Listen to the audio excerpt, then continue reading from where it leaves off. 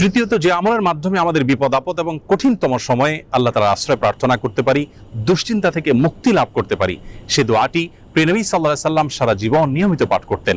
আনাস রাদিয়াল্লাহু তাআলা আনহু তার 10 বছরের সেবক ছিলেন। তিনি বলেছেন, আমি নবী আলাইহিস সালামকে দেখেছি এই দোয়া সবসময় তিনি পাঠ করতেন এবং আল্লাহ তাআলার কাছে দুশ্চিন্তা এবং পেরেশানিতে আশ্রয় প্রার্থনা করতেন। আর সে দোয়াটি হলো, আল্লাহুম্মা ইন্নী আউযু বিকা মিনাল হাম্মি ওয়াল হাযান ওয়াল আজজি ওয়াল কাসাল ওয়াল বুখলি ওয়াল জুবন ওয়া দালা'আদ দাইনি ওয়া গালাবাতির রিজাল।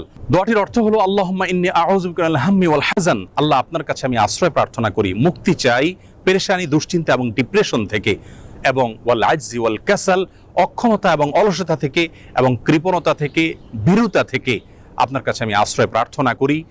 ঋণের যে চাপ প্রেশার আছে সেটি থেকে, এবং মানুষ আমার উপরে যেন চড়াও না হয় সে বিষয়ে আপনার আশ্রয় প্রার্থনা করি।